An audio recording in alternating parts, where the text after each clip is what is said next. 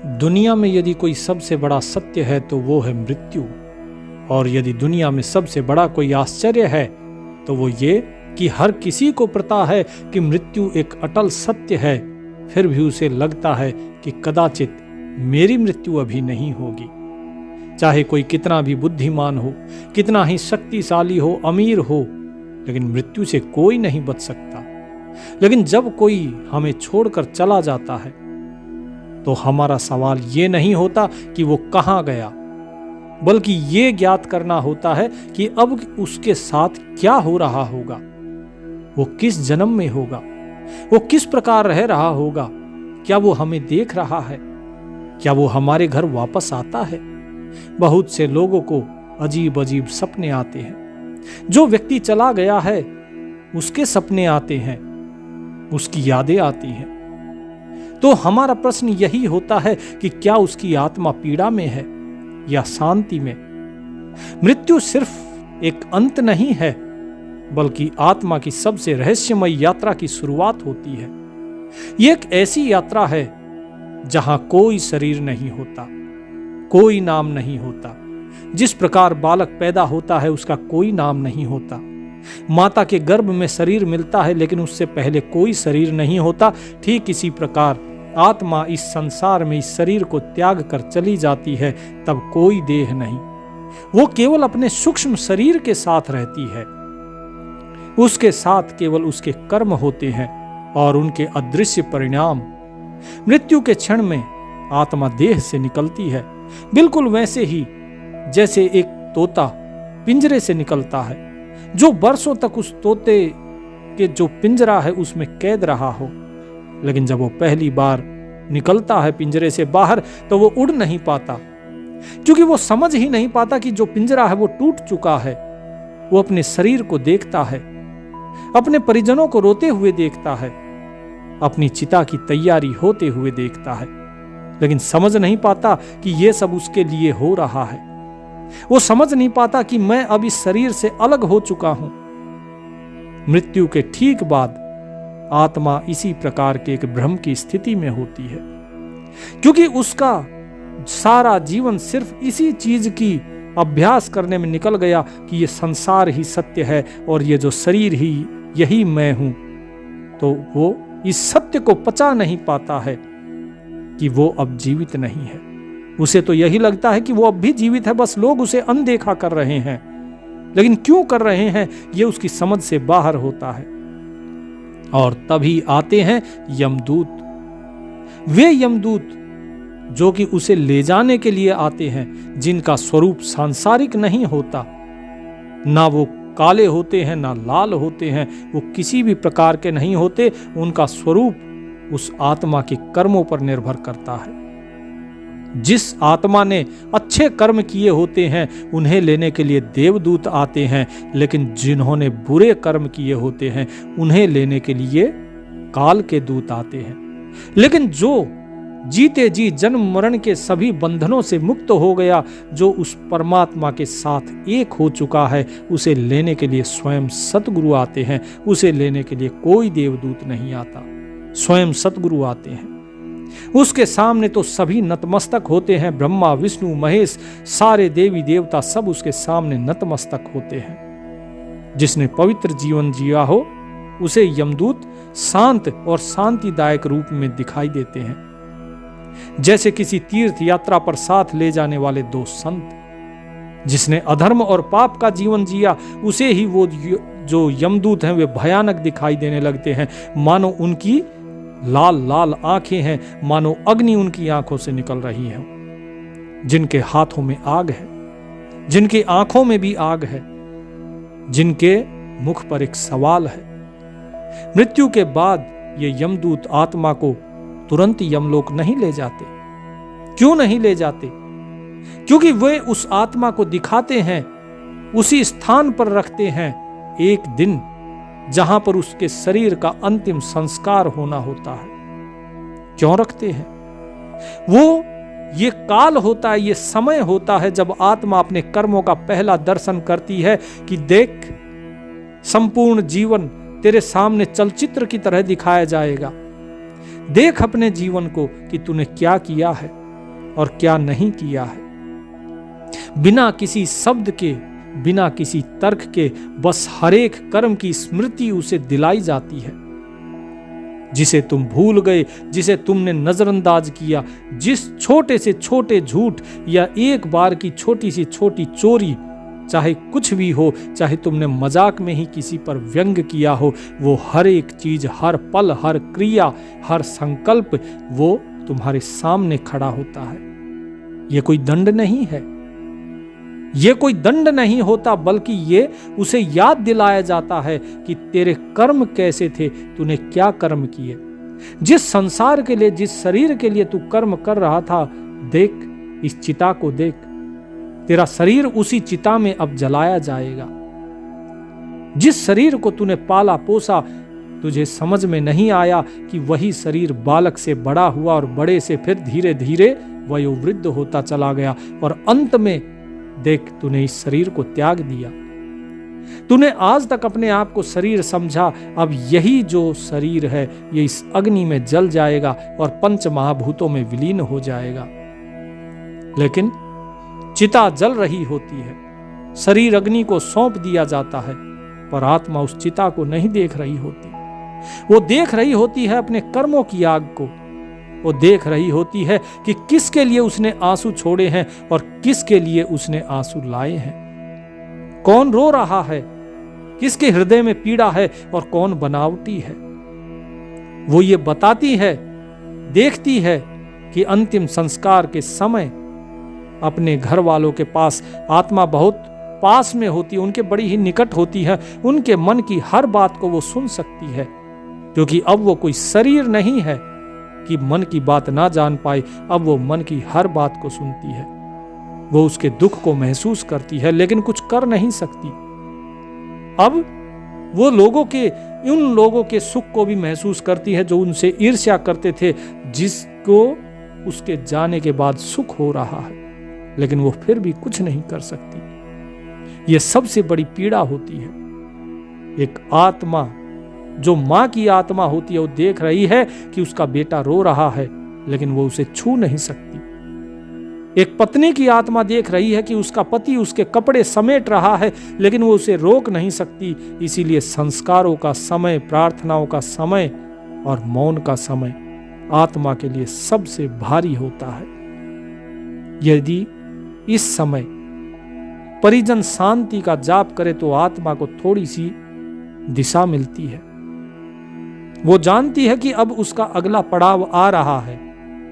फिर सब चिता की आग बुझने लगती है और रात ढलने लगती है। तो यमदूत धीरे धीरे आत्मा को कहते हैं कि अब चलो, तुम्हें अपने कर्मों का पथ दिखाना है।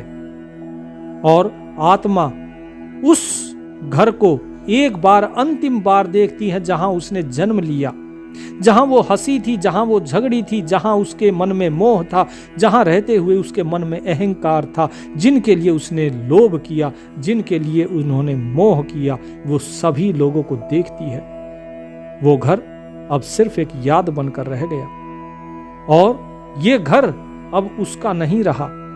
उसने एक बेवकूफी में, एक मूर्खता में इस घर को अपना समझ लिया।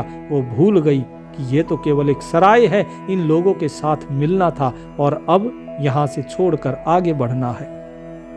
अब उसकी आगे की यात्रा शुरू हो जाती है।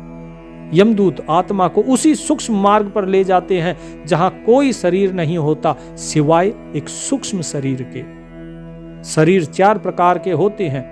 सबसे पहला शरीर होता है ये स्थूल शरीर। ये स्थूल शरीर बाहर चिता पर जल रहा होता है, लेकिन इसके अंदर होता है एक सूक्ष्म शरीर। वो सूक्ष्म शरीर जो कि चिता के साथ जलता नहीं है, बल्कि आत्मा के साथ चलता है, और यही सूक्ष्म शरीर उसको पीड़ा देता है। आत्मा के दुख सुख सबका भागीदार ये सूक्ष्म शरीर होता है। इस सूक्ष्म शरीर के माध्यम से ही जो प्रेत योनि होती है, जो भूत योनि होती है, उसमें आत्मा दुख भोगती है। इस सूक्ष्म शरीर के कारण ही उसके कर्मों की गति जो है उसे पता होती है। जब वो आगे बढ़ती है तो उसके पास सिर्फ स्पंदन, आवर्ती कर्मों की गंध होती है। उसने क्या दान किया, ये दान उसका सबसे बड़ा साथी होता है। उसके कर्म उसकी गवाही दे रहे होते हैं। आत्मा को सीधे यमलोक में नहीं ले जाया जाता। पहले 13 दिन आत्मा पृथ्वी लोक के आसपास रहती है। आप अक्सर देखते होंगे कि जब भी कोई गुजरता है तो उसकी 13वीं की जाती है। ये 13 दिन किस लिए? वो अपने ही घर के अपने ही लोगों के बीच अदृश्य रूप से मौजूद रहती है। वो देखती है कौन उसके जाने से टूटा है और कौन दिखावे का आंसू बहा रहा है। वो जानती है कि सच में उससे प्रेम किसने किया और किसने उसके जाने की प्रतीक्षा की।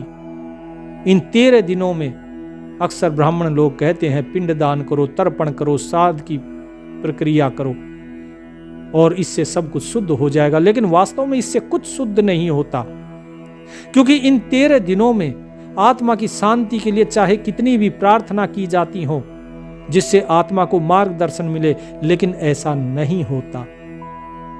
कबीर साहिब कहते हैं, अवधू जीवत में कर आशा, मुए मुक्ति कहे गुरु स्वार्थी, झूठा जग विश्वासा। कि जीते जी उम्मीद करो, जीते जी ही तुम जिस चीज को प्राप्त करोगे वही मृत्यु के बाद तुम्हारे पास रहेगी। यदि जीते जी ही तुम्हें कुछ नहीं मिला तो मरने के बाद भी खाली हाथ ही रह जाओगे। जितनी शांति, जितनी श्रद्धा, जितना प्रेम व्यक्ति के हृदय में जीते जी होता है वही उसके साथ जाता है, क्योंकि वो उसका कर्म होता है। लेकिन जब व्यक्ति सारी उम्र अगर ईर्ष्या, द्वेष, चुगली, निंदा, मान, बढ़ाई अगर इन्हीं में ही भरा रह गया तो जाते समय बताइए दान, क्षमा, प्रेम ये सब कहां से उसे मिलेंगे? ये मन जो होता है आत्मा के साथ चित्त स्वरूप में उसके साथ होता है। अंतःकरण जो होता है उसमें मन भी होता है। मन, बुद्धि, चित्त और अहंकार, ये चारों अंतःकरण के साथ होते हैं, हम आत्मा के साथ होते हैं। और इन्हीं के अंदर आपकी सारी गवाही होती है कि आपने क्या किया और क्या नहीं। ये मन एक थैले के रूप में दिया जाता है इस आत्मा को, कि इस मन के अंदर केवल प्रेम, क्षमा, दया यही सब चीजें परमात्मा देकर भेजता है, कृपा देकर भेजता है, कृतज्ञता देकर भेजता है और बोलता है परमात्मा की तुम इसको जितना बांटोगे ये उतना ही फैलेंगे। लेकिन आत्मा इन 13 दिनों में देखती है मृत्यु के बाद कि मैंने इसमें से केवल अश्रद्धा की, मैंने श्रद्धा नहीं बांटी, मैंने लोगों में प्रेम नहीं बांटा, मैंने लोगों में क्षमा नहीं बांटी, तो मुझे भी ये चीजें नहीं मिली। और धीरे धीरे जब वो नहीं बांटती है इस चीज को तो उसके मन में, उस मन रूपी थैले में केवल घृणा, पाप और लालच, लोभ, अहंकार यही सब भरते चले जाते हैं। क्योंकि परमात्मा ने कहा था कि जो बांटोगे वही बढ़ता जाएगा। उसने कलह बांटी तो कलह बढ़ गई, उसने द्वेष बांटा तो द्वेष बढ़ गया। आत्मा इन 13 दिनों में इन सारी चीजों का अनुभव करती है। मृत्यु के बाद फिर आत्मा को 3 मार्गों में से एक मार्ग पर भेजा जाता है और यह तय होता है उसके जीवन में किए गए कर्मों के अनुसार। इन मार्गों को कहा गया है, पहला मार्ग है आर्च मार्ग। यह वो मार्ग है जो धार्मिक, तपस्वी, सत्यनिष्ठ आत्माओं के लिए खुलता है। इसे स्वर्ग मार्ग या फिर देव मार्ग भी कहा जाता है। आत्मा इस मार्ग से ऊपर के लोगों की तरफ उत्थान करती है, जहां सुख है, शांति है, दिव्यता है। ये मार्ग उन लोगों के लिए होता है जो भक्त होते हैं, जो संत महात्मा होते हैं, जो सदाचारी होते हैं, जो सज्जन होते हैं। इसके बाद दूसरा मार्ग होता है धूम मार्ग। यह मार्ग वो है जहां आत्मा पितृक की ओर जाती है। ना पुण्य है ना ज्यादा पाप है, पाप ज्यादा भारी भी नहीं है। ऐसे जीवों को यह मध्यवर्ती लोक मिलता है और आत्मा वहां पर विश्राम करती है और अगली यात्रा या पुनर्जन्म की प्रतीक्षा करती है। और इसी चीज को कहा जाता है जो प्रेत जो बोला जाता है। बहुत से लोग कहते हैं कि भूत, तो जो आत्मा इंतजार में है वही इनको बोला जाता है। ये वही लोक है जहां पितृलोक जिसको कहा जाता है या फिर पितृक लोक कहा जाता है। अगली यात्रा जो तीसरा है, वो तीसरा मार्ग है विनाश का मार्ग, उत्पत्ति विनाश का मार्ग। ये मार्ग वो है जिसे पापी आत्माओं के लिए तैयार किया जाता है और इसे नरक मार्ग भी बोला जाता है, क्योंकि आत्मा यहां पर अपने किए गए कर्मों के अनुसार कठिन दंड भोगती है। लेकिन इन तीनों मार्गों से पहले एक खतरनाक पड़ाव आता है जिसे पार किए बिना कोई भी आत्मा आगे नहीं जा सकती। आपने नाम सुना होगा वैतरणी नदी। इस वैतरणी नदी के बारे में बहुत बार सुना होगा। वैतरणी गंगा को भी कहा जाता है इस सांसारिक संसार में, लेकिन इसका रूप बड़ा ही भयावह है। यह कोई साधारण नदी नहीं, बल्कि यह आत्मा की परीक्षा की नदी है। यहां आत्मा को स्वयं के कर्मों की धारा में उतरना होता है। जिसने जीवन में दान, सेवा, सत्कर्म किए हो, वो आत्मा इस नदी को आसानी से पार कर लेती है, जैसे कोई संत गंगा के जल में स्नान करता हो। लेकिन जिसने अधर्म, लोभ, हिंसा, मिथ्या आचरण किया हो, जिसने केवल काम, क्रोध, लोभ, मोह, अहंकार, केवल इन्हीं की अग्नि में जो जलता रहा हो सारी उम्र, वो आत्मा वैतरणी में गिरती नहीं, वो उसमें फंस जाती है। और उसी अग्नि में जो वैतरणी नदी का जल होता है, वो उसके लिए अग्नि स्वरूप बन जाता है और वो उसमें तड़पती है। पापी आत्मा के लिए वैतरणी नदी रक्त, कीचड़, कीटाणुओं से भरी होती है। उसके जल में होते हैं भूखे मगरमच्छ, भयंकर सर्प और ऐसे जीव जिनकी आंखों से आग और मुख से सांप निकलता हो। वैतरणी में प्रवेश करते ही आत्मा को लगता है मानो सूर्य की किरणें उसके ऊपर एक साथ गिरकर उसे जला रही हो। उसके लिए वो जल अग्नि के समान हो जाता है। वो चीखती है, लेकिन कोई उसकी चीख नहीं सुनता। उसके शरीर पर मांस नहीं, सिर्फ स्मृति होती है, क्योंकि अब उसके पास सूक्ष्म शरीर है। वो सूक्ष्म शरीर जिसमें वो कर्म नहीं कर सकती, लेकिन उस फल को भोगती है। उसकी स्मृति को चीरकर वैतरणी की लहरें उसे घसीटती हैं। जो आत्मा इस वैतरणी को पार नहीं कर पाती, वो यमलोक तक नहीं पहुंचती, बल्कि अधर्म में अटकी रहती है। इसीलिए जीवन में गाय, ब्राह्मण, पवित्र जल और वास्तविक सेवा का महत्व बताती है। जो व्यक्ति दान देता है, जो व्यक्ति सेवा करता है, वही चीजें जो दान और सेवा है, ये सब चीजें आपको वैतरणी के समय आपकी नाव बनकर आपको पार लगाते हैं। इसीलिए दान देना जरूरी है। साहिब कहते हैं, देते को हरि देत है, जहां तहां से आन, और अन देवा मांगत फिरे, साहिब सुने न कान। कि जो दान नहीं देता उसकी तो परमात्मा भी नहीं सुनता है, फिर चाहे वो कितनी पुकार करता रहे। लेकिन जो दान देता है उसके लिए परमात्मा हमेशा तैयार रहता है, उसको फिर वो देता ही रहता है। ठीक इसी प्रकार वैतरणी में भी ये दान आपका सहायक होता है। ये जो नाम सुमिरन है परमात्मा का, ये आपका सहायक होता है, क्योंकि सतगुरु उस नदी से आपको सहजता से ही पार करा देते हैं।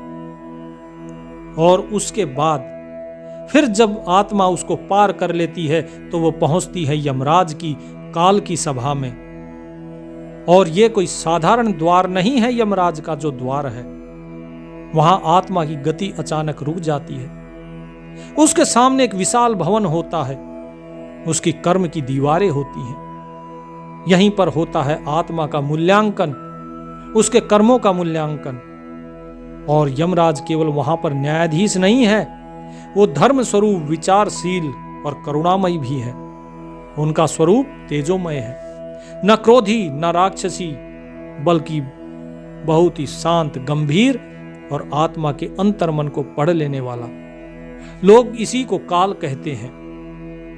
लोग कोई इसी को धर्मराज कहते हैं, कोई इसी को यमराज कहते हैं। जब आत्मा उनके सामने लाई जाती है तो वहां पर अकेली नहीं होती। वहां पर जो गवाही देने के लिए होता है वो होते हैं चित्रगुप्त। ये चित्रगुप्त कौन है? ये चित्रगुप्त है आपका मन, जो आपके ना केवल चित्रित कर्मों का हिसाब रखता है बल्कि आपके गुप्त कर्मों का भी हिसाब रखता है। ये गुप्त कर्म जो मन भूल चुका होता है, विस्मित कर चुका होता है, ये मन उन्हें फिर से याद करता है। कब? जब 13 दिन के लिए ये आत्मा पृथ्वी पर रहती है।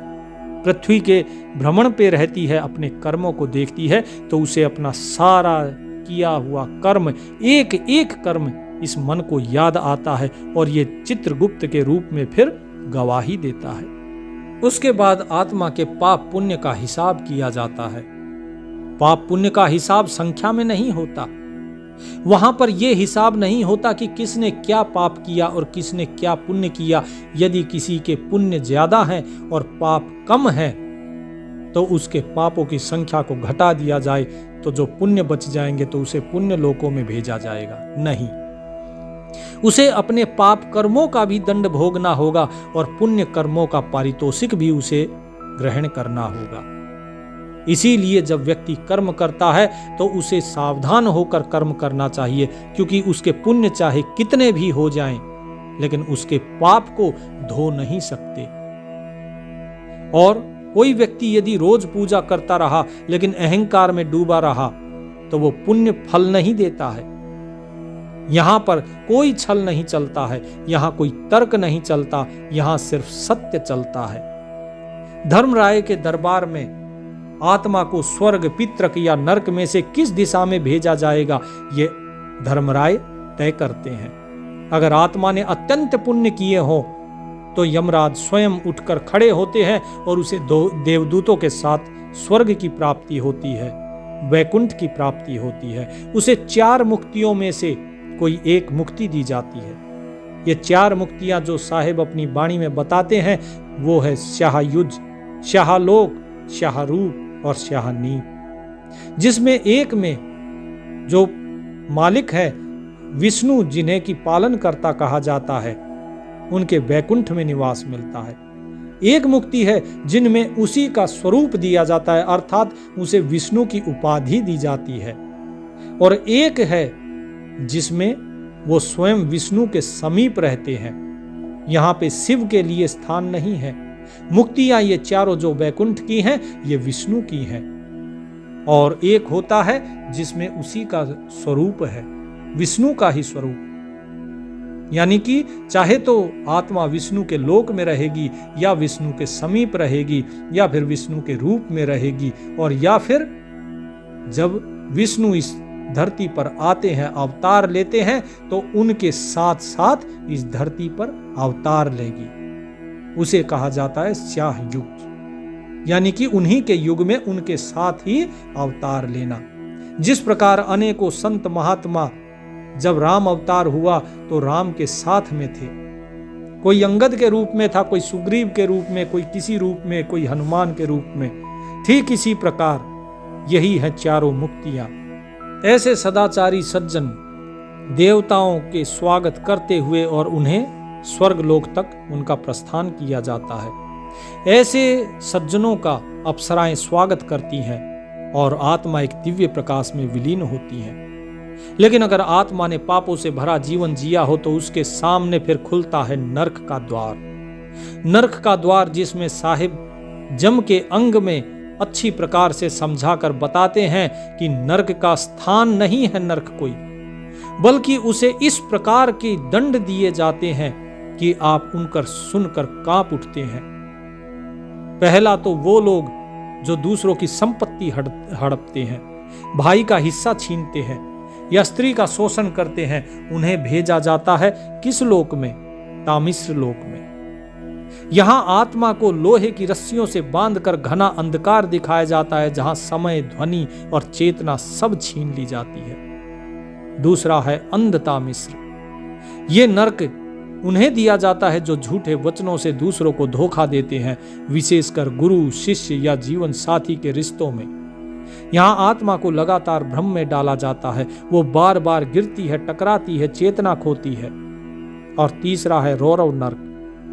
यहां वे आते हैं जिन्होंने दूसरों को हिंसा या सताने का जानबूझकर पीड़ा देना चुना हो। ये नरक उबलते तेल, दहकती अग्नि और कांच भरे पत्थरों से भरा है। ये सारी चीजें, ये जो तीनों नरक हैं, ये गरुड़ पुराण में बताए हैं। लेकिन साहिब अपनी वाणी में जो कहते हैं वो क्या कहते हैं?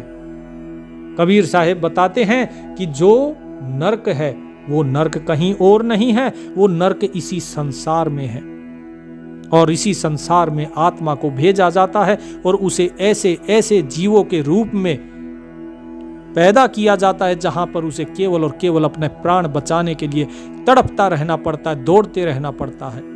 कहीं वो तेल में तले जाते हैं, कहीं वो कढ़ाई में जलाए जाते हैं, कहीं उनको तपती आग में आत्मा को जलाया जाता है। कुंभिपाक नरक, शिकारी, कसाई आदि वे लोग जो दूसरे जीवों की हत्या करते हैं केवल अपने स्वाद या शौक के लिए, उन्हें भेजा जाता है कुंभिपाक नरक में, जहां आत्मा को उबलते तेल में डुबोया जाता है, बार बार जब तक चेतना पूरी तरह बिखर ना जाए तब तक। जिस प्रकार से एक मुर्गे को उबलते हुए पानी में, खोलते हुए पानी में डाल दिया जाता है, कहीं बकरे को काटकर कहीं सूअर को लटका दिया जाता है जिंदा आग के ऊपर, इस प्रकार से दर्दनाक मृत्यु उसे दी जाती है। इस प्रकार से आत्मा को तड़पाया जाता है। और इसके बाद अगला जो आता है वो है काल सूत्र नरक। यहां वो लोग आते हैं जिन्होंने जीवन में अपने बड़ों का अपमान किया, गुरु की अवज्ञा की, माता पिता को कष्ट पहुंचाया।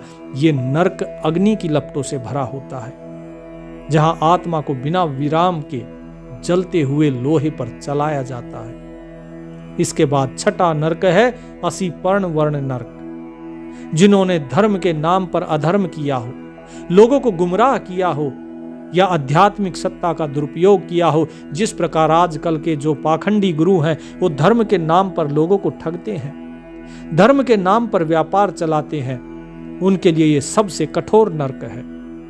ये कांटों से भरा वन है जहां आत्मा को दौड़ाया जाता है और हर पत्ता तलवार की धार की तरह चीर देता है। और ऐसे ही और भी अधिक नरक हैं, लगभग 28 से भी अधिक नरक हैं। ये 28 से अधिक नरक ये गरुड़ पुराण में वर्णित है।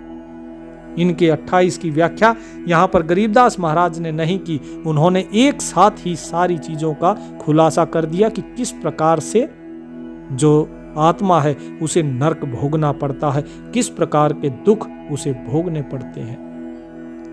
हर एक आत्मा को किसी न किसी दोष को शुद्ध करने के लिए इस नरक में आना पड़ता है, लेकिन ये दंड स्थायी नहीं होते। गरुड़ पुराण में इस चीज को बताया गया है कि नरक एक शुद्धिकरण केंद्र की तरह होता है। यहां आत्मा अपने कर्मों का फल भोगती है और फिर अगले जन्म के लिए तैयार होती है। 84 लाख जो योनियां हैं, इन 84 लाख योनियों में केवल एक मनुष्य योनि ऐसी है जिसमें व्यक्ति को कर्म करने का अधिकार होता है। बाकी जो 83,99,999 योनियां हैं, ये सब की सब मात्र कर्म फल भोगने के लिए है। जितने भी इंसान को छोड़ के जितने भी जीव जंतु, छोटे से लेके और हाथी तक, जो भी कुछ आप देखते हैं वो सब के सब अपना कर्म फल भोग रहे हैं। यदि वो किसी का अहित करते हैं तो भी उन्हें कर्म नहीं लगता। यदि कोई किसी मनुष्य को मार भी देता है, चाहे वो शेर हो, गाय हो, कोई सींग मार दे, कुछ भी हो, लेकिन ये कर्म उस गाय पर नहीं लगता, उस शेर पर नहीं लगता, क्योंकि वो केवल और केवल कर्म फल भोग रहे हैं। और जो मनुष्य ने भोगा है, उस सिंह के द्वारा जो आक्रमण किया गया, उस शेर के द्वारा, वो उस मनुष्य ने भी अपना कर्म फल भोगा है। यहां पर आत्मा को अब सोचने का कोई अवसर नहीं मिलता है, उसे सिर्फ भोगना ही भोगना होता है। ये जितनी भी योनियां होती हैं, इनमें किसी में भी विवेक नहीं होता। विवेक केवल और केवल मनुष्य योनि में है। इसीलिए मनुष्य ही केवल निर्णय लेने की क्षमता रखता है कि मैं जो निर्णय ले रहा हूं वो सही है या गलत है। इसीलिए केवल मनुष्य ही कर्म योनि में है, बाकी सभी कर्म फल योनि में है। ये सभी जो आत्माएं आपको बताई गई, इनके अलावा एक आत्मा ऐसी भी होती है जो नाम सुमरन करती है, सच्चे हृदय से, जो सच्चे भाव से उस मालिक के प्रति समर्पित होती है, जो सतगुरु को समर्पित होती है। ऐसी जो आत्मा होती है वो ना तो वैतरणी पार करती है, ऐसी आत्मा ना ही काल के सामने जाती है। वो काल के सिर पर पैर रख के और सतगुरु उसे मुक्त कर देते हैं, उसे अपने साथ एक कर लेते हैं, उस परमात्मा के साथ एक कर लेते हैं। बाकी सभी जो आत्माएं हैं, यदि उन आत्माओं ने कुछ पुण्य, कुछ उनके अगर शेष रहे होते हैं जो पिछले जन्मों में किए गए हों, तो कोई सच्चा कर्म अगर बचा हो तो उसे फिर मानव जन्म का अवसर फिर से दिया जाता है। यदि उसने कोई कर्म नहीं किया, ऐसा तो कभी होता ही नहीं है कि उसने कोई कर्म नहीं किया हो। लेकिन यदि कोई इस प्रकार की आत्मा हो जिसने एक भी कोई पुण्य कर्म नहीं किया, तो उसे पूरी की पूरी 84 लाख योनियां भोगनी ही पड़ती है। उसके बाद उसे मानव का शरीर दिया जाता है, और जब उसे मानव का शरीर दिया जाता है तो उसके संस्कार ठीक वैसे ही होते हैं जैसे उसके पिछले मानव जन्म में थे। तो आपको बहुत से ऐसे लोग मिलेंगे जो पैदा होते ही, जैसे कलयुग के बच्चे अगर आजकल की पीढ़ी को देखें तो पैदा होते ही उनके अंदर एक अहंकार होता है, जबकि अगर आप अपने से पिछली पीढ़ियों को देखेंगे तो आपको दिखाई देगा कि हम लोग इतने अहंकारी नहीं थे, नम्र थे।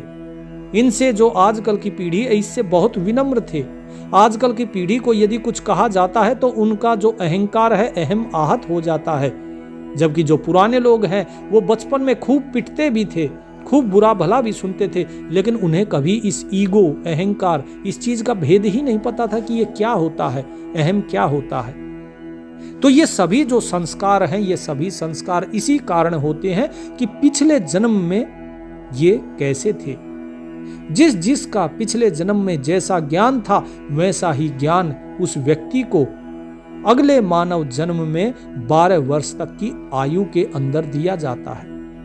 आत्मा जो मनुष्य जन्म ग्रहण करती है, उस मनुष्य जन्म में वो अपना लिखा कर लाती है प्रारब्ध। वो प्रारब्ध जो उसे मनुष्य के रूप में भोगने हैं। उसने पिछले जन्म में क्या कर्म किए थे, उसका जो कर्म फल बाकी है वो इस मनुष्य जन्म में भोगना होगा।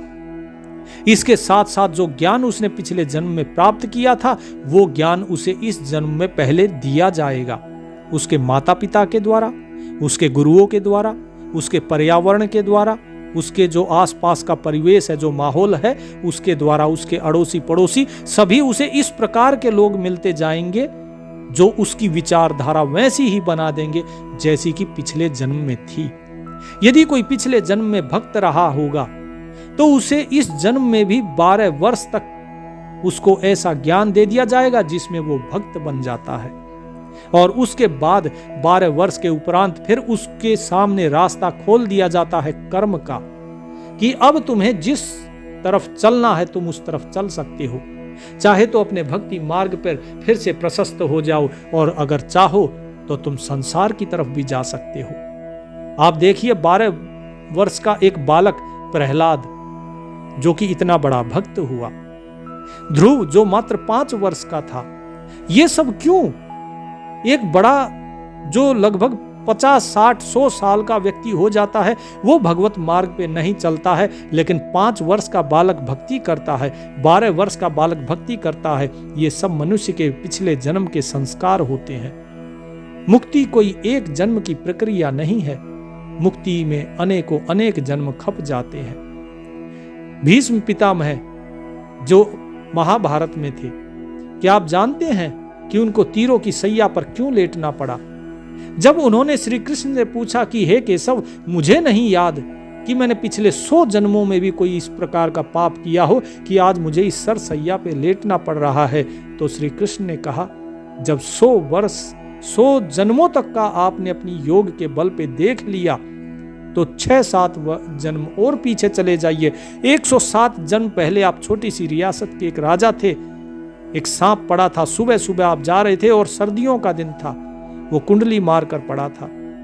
आपको लगा कि कहीं ऐसा ना हो किसी का पैर इस पर टिक जाए और ये उसे काट ले और इसको भी चोट आए, इसलिए आपने अपनी छड़ी से उसको बगल में फेंक दिया। आपने तो बड़ा अच्छा सोच के फेंका था, लेकिन आपने ये नहीं देखा कि वो गिरा कहां। वो जाकर गिरा कांटों की झाड़ियों के अंदर और उसके पूरे शरीर में सूल ही सूल चुभ गए। 107 जन्म के बाद आज वही सूल आपको इन तीरों की सैया के रूप में मिल रहे हैं, और ये आपका अंतिम कर्म फल है। इसीलिए इसे प्रणाम करके भोग लीजिए, क्योंकि ये भोगने के बाद आप अपनी मुक्ति के अधिकारी हो जाएंगे, क्योंकि इस जन्म में आपके भाग्य में कोई पाप है नहीं। लेकिन यदि कोई आत्मा ऐसी हो जिसके अंदर चेतना ना हो, जिसमें अभी भी स्वार्थ, हिंसा, लोभ, अहंकार से जो ग्रसित हो, तो उसे भेजा जाता है बाकी दूसरी योनियों में। बार बार तब तक भेजा जाता रहेगा जब तक उसके अंदर क्रूरता रहेगी। जिसने क्रूरता दिखाई उसे मांसाहारी जानवर के रूप में जन्म दिया जाता है। जिसने लोभ किया उसे कीड़े मकोड़े, चूहा आदि के लिए, भिक्षा के लिए तड़पता हुआ कोई पक्षी बन जाता है। वो जिसने कामुकता में जीवन गंवाया हो वो आत्मा कुत्ते, सूअर या वृक्ष आदि की योनियों में जाती है। जिसने धर्म का अपमान किया हो, गुरु का अनादर किया हो, उस आत्मा को पत्थर, पेड़ या निर्जीव वस्तु के रूप में स्थिर कर दिया जाता है। लेकिन जो आत्मा एक बार भी सच्चे हृदय से सेवा, दया या प्रेम का अनुभव कर चुकी हो, उसे मानव शरीर प्राप्त करने की संभावनाएं हमेशा बनी रहती हैं। कुछ आत्माएं नरक से नहीं डरती, क्योंकि वो सोचती हैं कि दंड भोग कर सब कुछ समाप्त हो जाएगा, परंतु सच्चा भय भटकती आत्मा को होता है, जो नरक में पूरी तरह प्रवेश कर पाती है, ना कि पुनर्जन्म में। ऐसी आत्माएं अधर में लटक जाती हैं।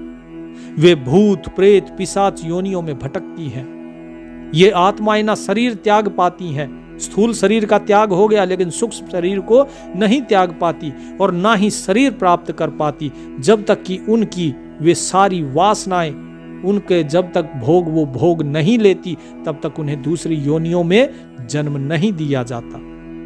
और इसी प्रकार से बहुत से लोग हैं जो संपत्ति से चिपके रहे, जो अपने घर को नहीं छोड़ पाए, अपने मोह को नहीं छोड़ पाए, जो अपनी इच्छाओं के अधूरे छूट जाने से तड़प उठते हैं, वो आत्मा अधूरी रह जाती है। ऐसी आत्मा फिर किसी विशेष तिथि या वार पर जगह जगह बार बार प्रकट होती है। जब तक कि उसका मोह नहीं टूटता, वो पुनर्जन्म नहीं ले पाती।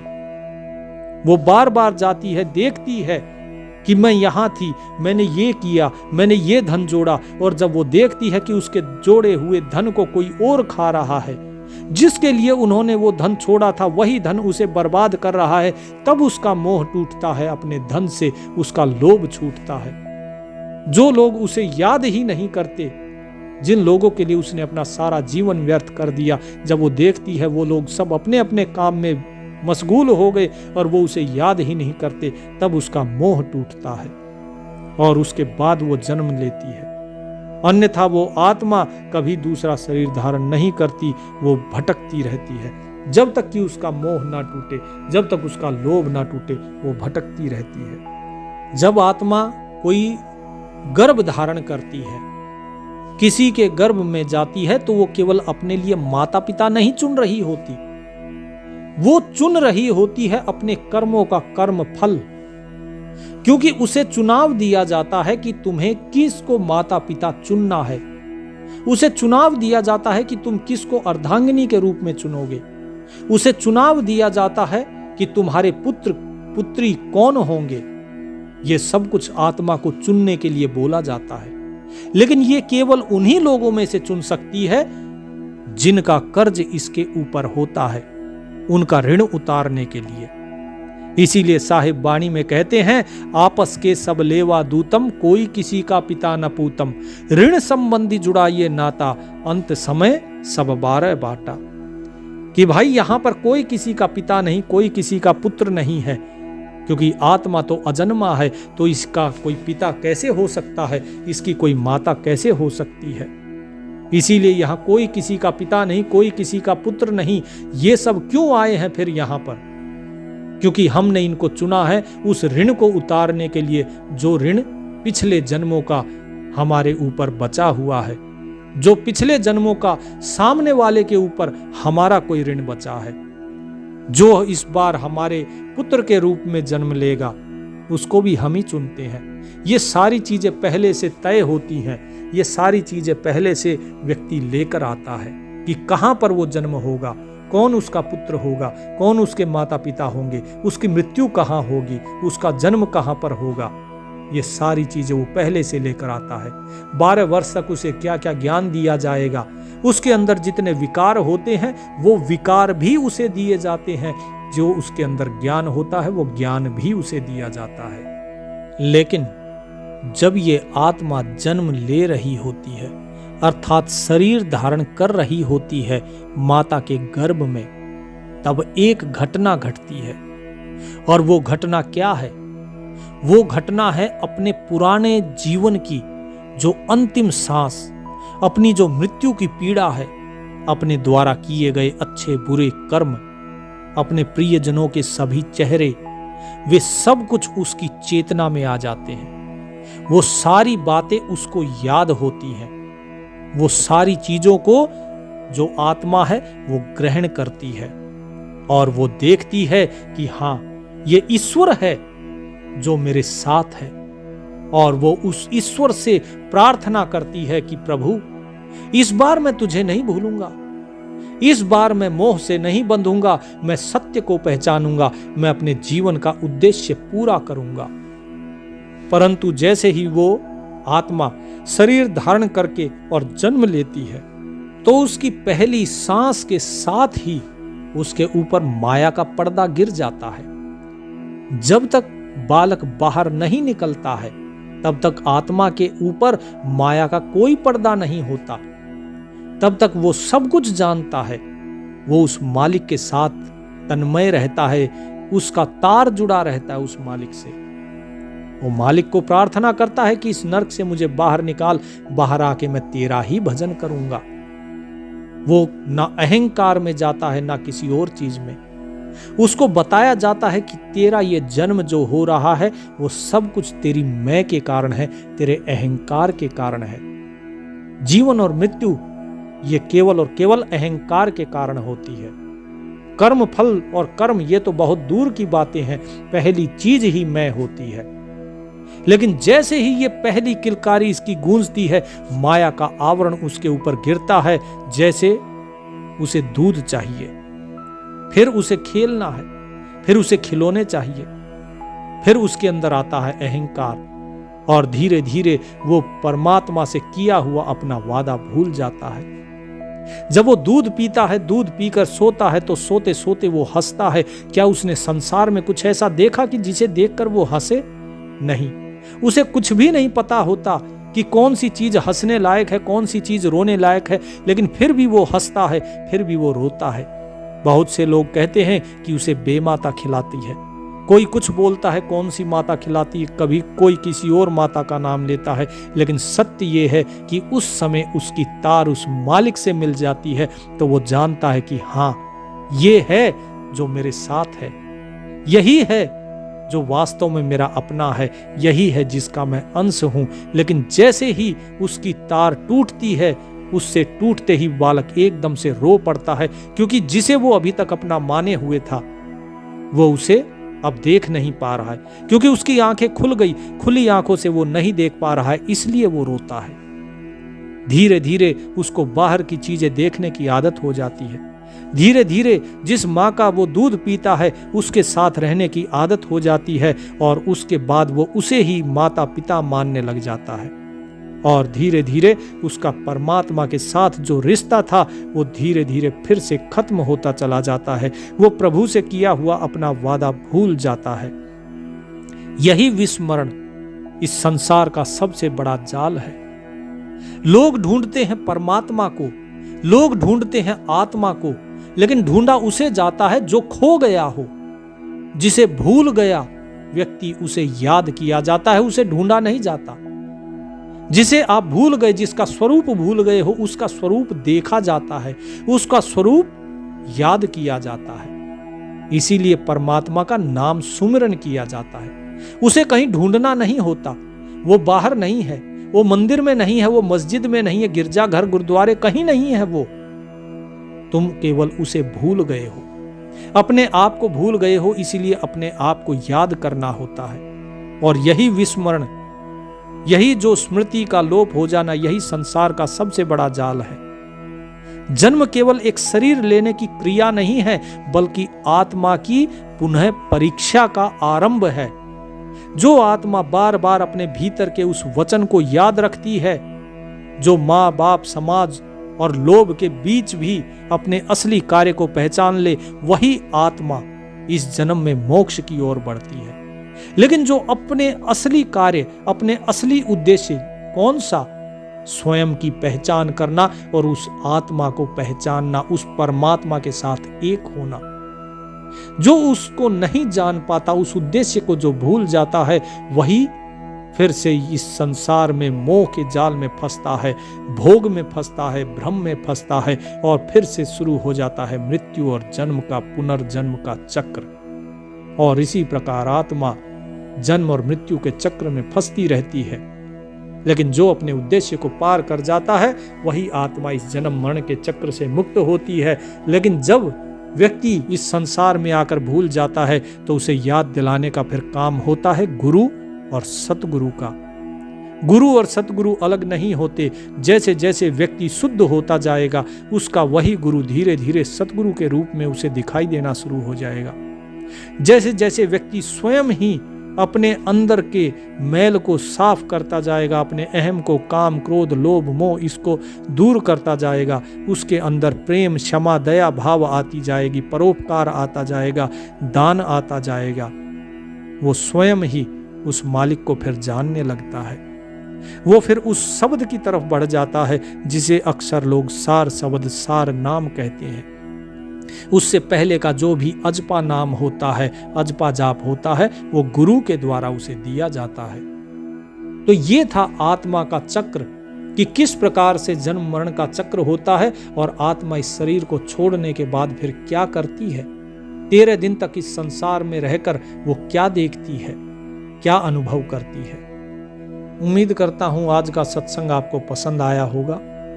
परमात्मा का नाम सुमरन कीजिए, परमात्मा आप सभी का कल्याण करें। सत साहिब।